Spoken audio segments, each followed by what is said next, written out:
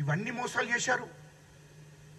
మోసాలు మీరు చేసి కాంగ్రెస్ పార్టీని, కాంగ్రెస్ ప్రభుత్వాన్ని, మా ముఖ్యమంత్రి రేవంత్ రెడ్డి గారిని మాట్లాడే హక్కు మీకు ఎక్కడిది? ఇంకేమంటుండు కేటీఆర్? ఏదో మేడిగడ్డకు రండి, అక్కడ చర్చ పెట్టుకుందాం.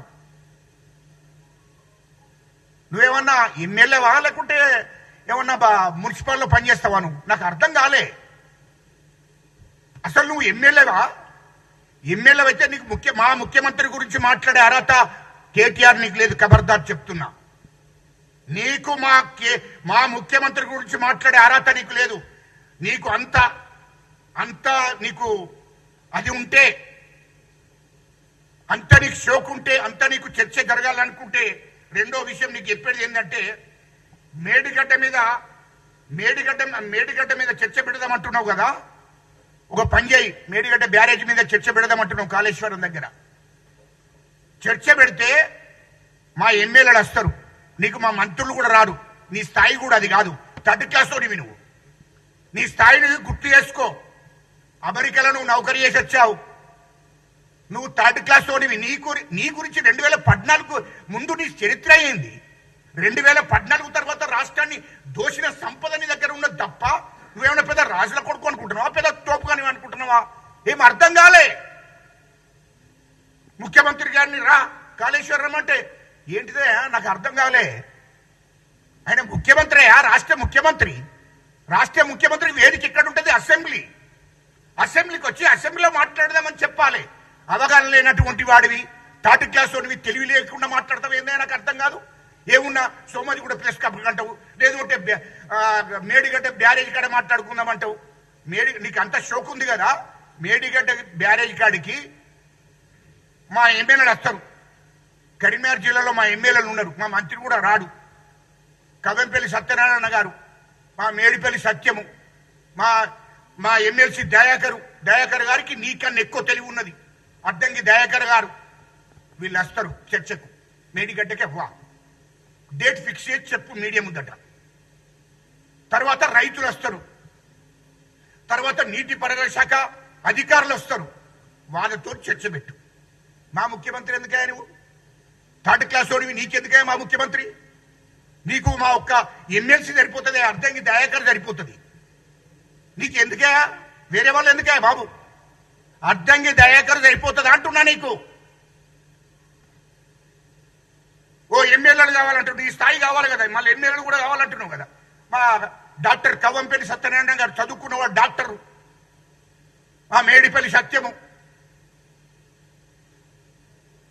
వీళ్ళు వస్తారు. ఎమ్మెల్సీ దయాకర్ గారు మీకు పూర్తిగా మీకు వివరిస్తాడా నీళ్ల గురించి, కాళేశ్వరంలో ఎంత దోపిడీ జరిగిందనే విషయంలో.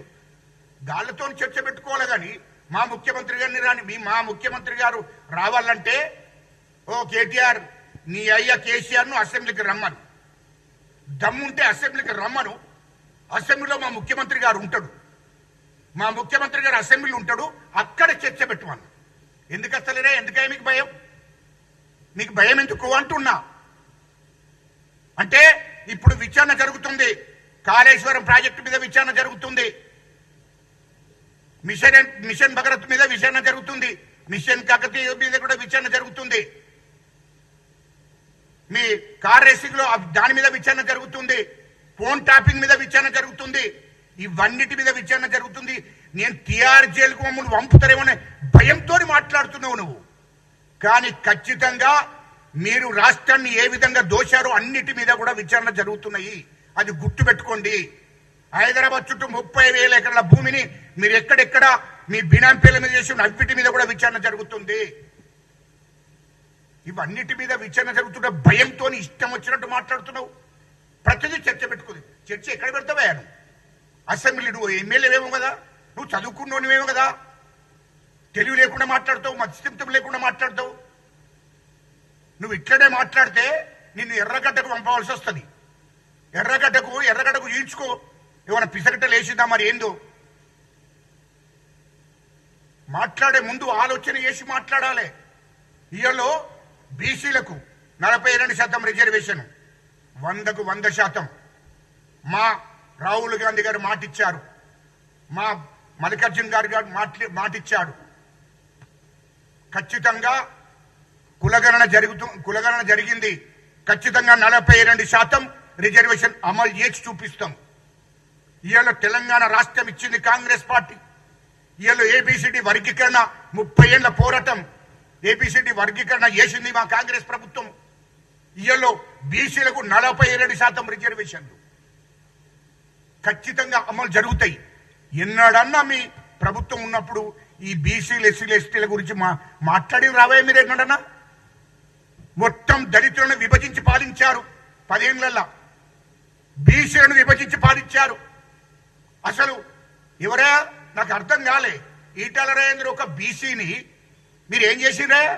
మీ పార్టీలు ఉంటే తెలంగాణ ఉద్యమంలో కీలక పాత్ర వహించిండు ఆనాడు. టీఆర్ఎస్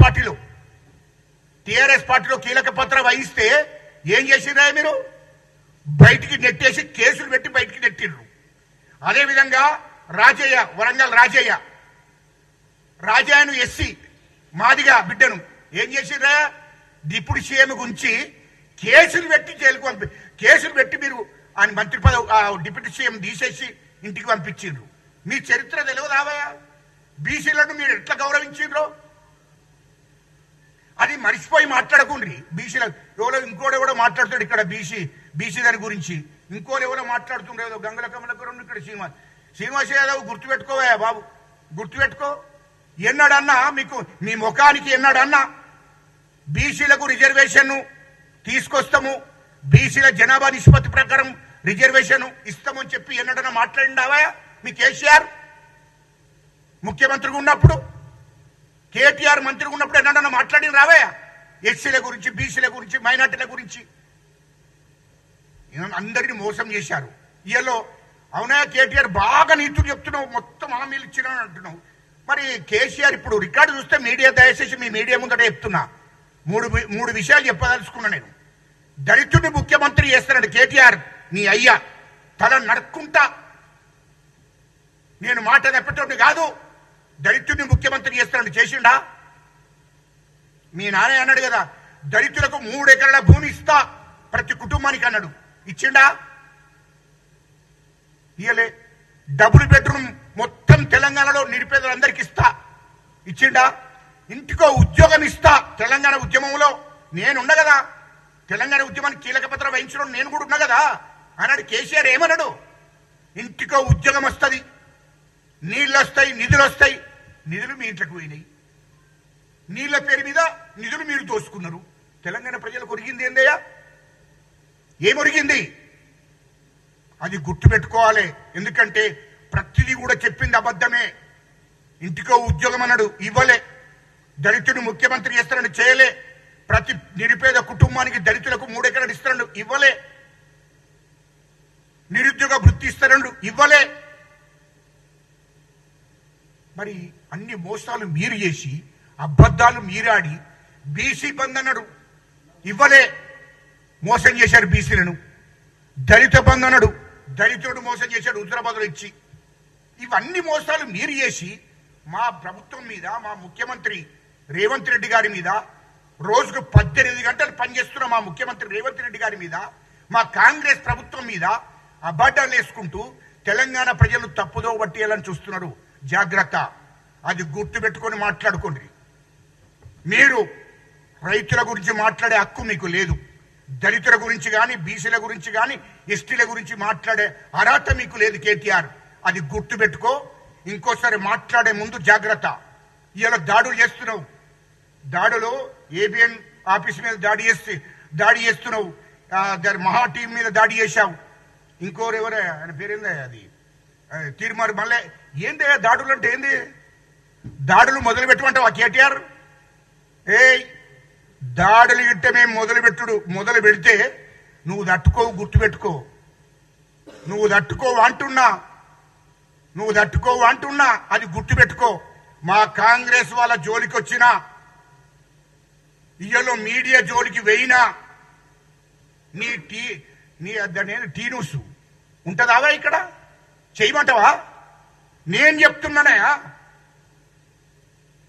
దాడులు చేసుడు పెద్ద పని కాదు. ఇది మాకు కొత్తేం కాదు. ఇక్కడ తెలంగాణ ఉద్యమకారులకు, తెలంగాణలో ఉన్నటువంటి ఉద్యమాలు చేసి తెలంగాణ తీసుకొచ్చుకున్నాం. నిజాంకు ఎదురుండి పోరాటం చేసిన చరిత్ర ఉంది తెలంగాణ ప్రజలకు. రజాకారులకు వ్యతిరేకంగా పోరాటం చేసిన చరిత్ర ఉంది. భూస్వాముల మీద, దొరల మీద తుపాకులు పట్టుకొని యుద్ధం చేసిన చరిత్ర ఉంది. కేటీఆర్ గుర్తుపెట్టుకో, నువ్వు దొరవని అనుకుంటున్నావు. దురహంకారం తెలంగాణలో చూపిస్తే బీసీలు, ఎస్సీలు, ఎస్టీలు అంతా ఏకమైతే నువ్వు ఇక్కడ బతకలేవు. నేను తరిమేస్తారు తెలంగాణ నుంచి. అది గుర్తుపెట్టుకో చెప్తున్నా. దాడులు అనేది మొదలు పెడితే మాత్రం నువ్వు తట్టుకోవా అని చెప్తున్నా. నీ కుటుంబం ఇక్కడ ఉండదు. మేము దాడులు మొదలు పెడితే నువ్వు తట్టుకోమని చెప్తున్నా. నన్ను కూడా ఏదో బెదిరియాలని చూశావు. నీతో సాధ్యం కాదు. ఇదంతా చేతులలో మేము కూడా భూస్వాముల మీద, దొరల మీద యుద్ధం చేసే చేతిలో తుపాకులు పట్టిన వాళ్ళం. నీకు భయపడే ప్రసక్తే లేదు. ఒక్కవేళ మేము దాడులే మొదలు పెడితే నీ కుటుంబం కాదు, నీ మొత్తం వ్యవస్థ అంతా తెలంగాణలో అసలు వెతుకుతే కూడా దొరకదు, అడ్రస్ కూడా ఉండదు అంటున్నా. అది గుర్తుపెట్టుకో అంటాడు మా ముఖ్య